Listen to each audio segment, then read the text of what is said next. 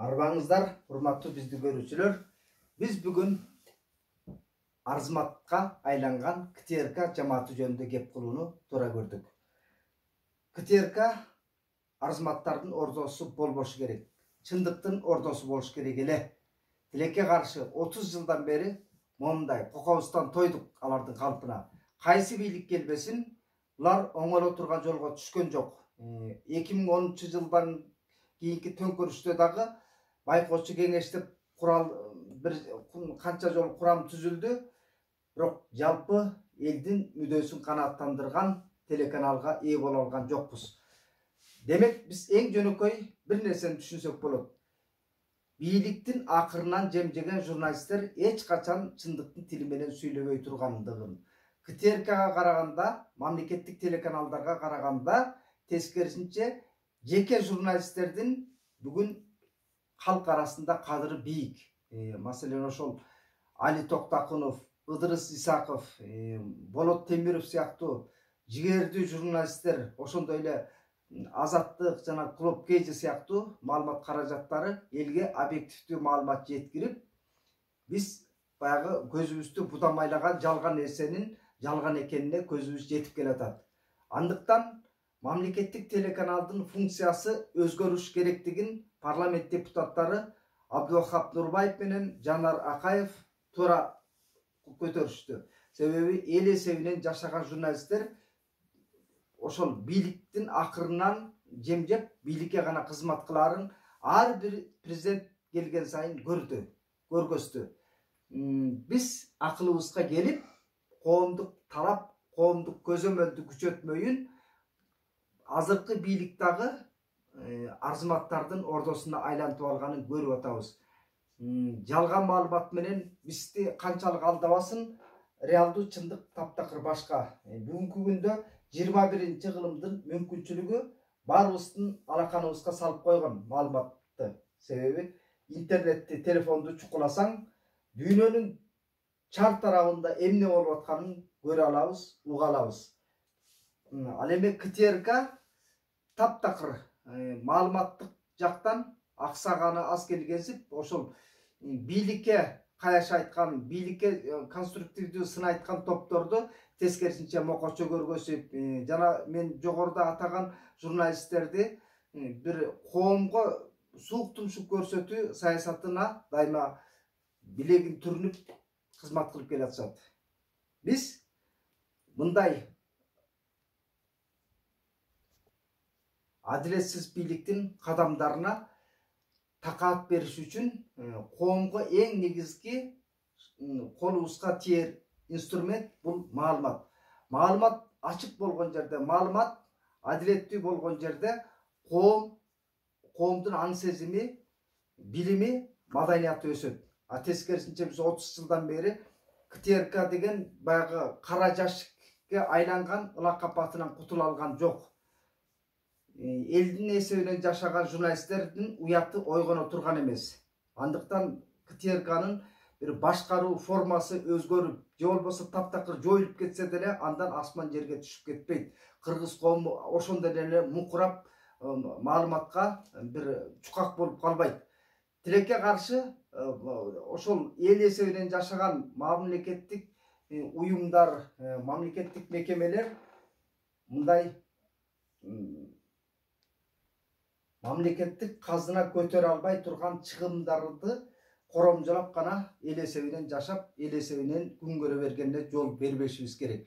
Андыктан келиңиздер, биз коомдук процесске кайдыгер карабай, бурчтан шыкалабай, жандуу талап менен коомдук пикир жарата алсак гана, биз ошол Абдулвахап Нурбаев менен Жанар Акаевдин айткан тиги сынын кош колдоп, маалыматтык бир айкындуулукту талап кыла турган жердебиз. Ал сөзсүз эле саясат айдыңында жүргөн депутаттарга зарыл эмес, саясатчыларга зарыл эмес. Бул жалпы карапайым элдин ошол адилеттикти талап кылган жараяны жүрүш керек деген тилектемин. Ушул көрсөтүүнү башкалар менен бөлүшүңүздөр, пикириңиздерди калтырыңыздар. Ошонун өзү процессти жандандырат. Биз коомдук резонанс жараткан пикирди bir uyuşmalуулuk менен улап кете алсак гана коомдо өзгөрүүлөр болот, жаңылануу болот. Болбосо биз буга көндүм адат менен кайдыгер мамиле кылганыбыздан ушуга келе атабыз. Эгемендиктин 30 жылдыгын белгиледик. Биз бирок эгемендикке ошол кандай жеттик, кандай азаптарды көрүп келатабыз. Төңкөрүш артынан төңкөрүш. Төңкөрүш деген кеп кыргызча айтканда баягы төркүнү жакындын төшөгү жыйылбайт дегендей бизде төңкөрүштүн төркүнү жакын болуп калды. Ашып кетсе аралыгы 5 жыл, 3 жыл болуп калат экен. Муну 3 жолку төңкөрүштү көрдүк. 4-үнчү төңкөрүштү каалабайбыз, бирок ошол КТРК дайыма төңкөрүшкө себепкер болуп келет. Шайлоолор менен катар ошол бийлик тобундагы бир чакан шылуундардын, уурлардын, кара түнөк күчтөрдүн гана колундагы каражат экен.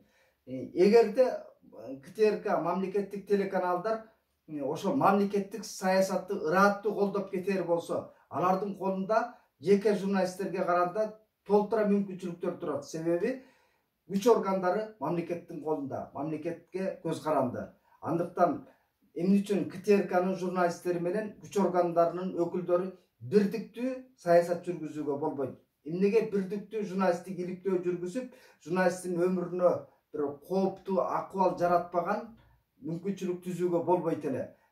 Тескерисинче жеке журналисттер ошол Болот Темиров, Али Токтакунов, Ыдырыс Исаков сыяктуу биринекин өзүнүн кесибине ызаат мамиле кылган чыныгы журналисттер гана жанын тобокелге салып, баштарын канжыгага байлап, мамлекеттик машина менен күрөшүп, бандиттер тобунан коркпой үрүкпөй, уурлардын бет пардасын сыйрып, бир баатырлык көргөзүп келатышат.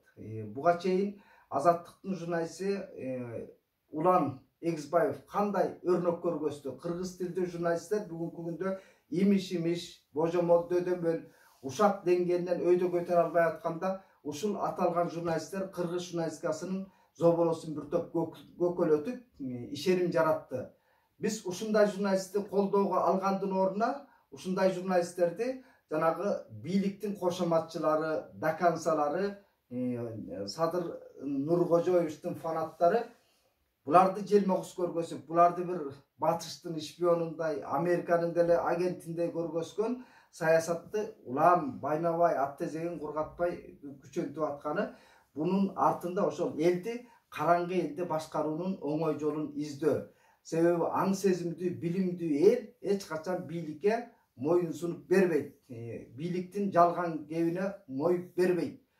Андыктан бийликке келгендер, борбордук бийлик дайыма ошол коомдук көзөмөлдү сактап туруш үчүн гана КТРК сыяктуу арзыматтардын ордосун колдон чыгарбайт экен. Бирок биз бүгүн силкинип, ордубуздан бир кайра көкөлөп турабыз десек, кубаттуу мамлекет курабыз десек, келиңиздер, бир жандуу, жарандык активдүүлүгүбүздү көргөзөлү, бийликтен талап кылалы.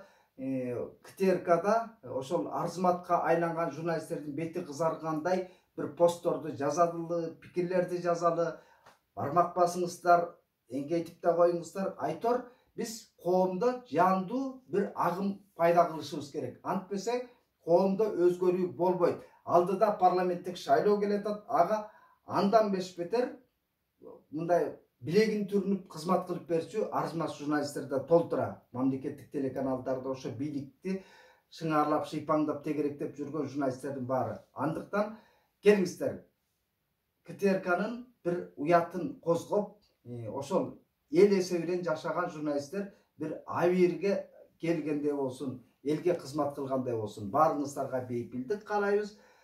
Урхеш сайтына катталып коюңуздар, пикир жазыңыздар, бармаңарды басканды да аябаңыздар.